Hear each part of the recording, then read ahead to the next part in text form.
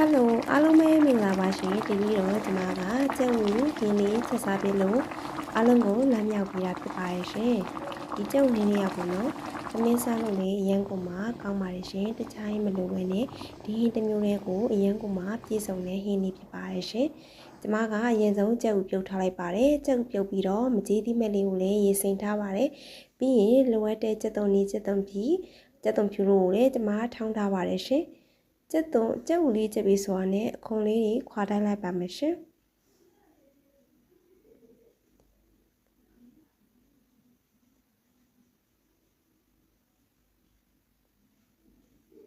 အခုဆိုရင်တော့ကျွန်မကကြက်ဥဟင်းလေးစချက်ပါမယ်ရှင်ကြက်ဥဟင်းစချက်ဖို့အတွက်ဆိုရင်ကျွန်မကစီကိုရင်တက်ပါမယ်ခုနကထောင်းထားတဲ့ကြက်သွန်ဖြူလေးကိုလည်းထည့်လိုက်ပါမယ်ရှင်ပြီးရင်နွေးမုံအနည်းငယ်ထည့်ပါမယ်ရှင်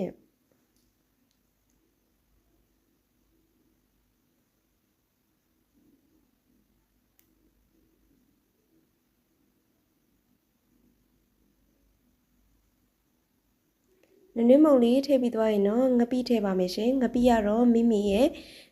မကြီးသီးအနည်းများပေါ်မူတည်ပြီးတော့ထည့်ပေးရပါမယ်ရှင်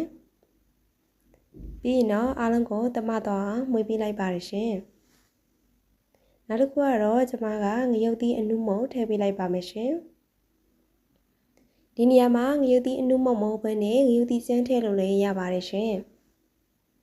ပြီးရင်အားလုံးကိုသမအောင်မွေးပေးလိုက်ပါရှင်ငရုတ်သီးကျန်းလေးကိုလည်းကျွန်မကတော့အနည်းငယ်ထည့်ပေးလိုက်ပါလေရဲ့ရှင်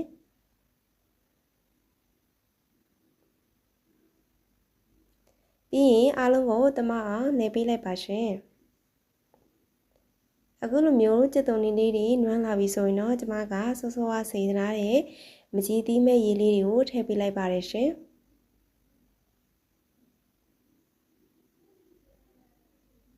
ပြီးရင်ရတာအတွက်စားဟင်းချုံမုံထည့်ပေးလိုက်ပါမယ်ရှင်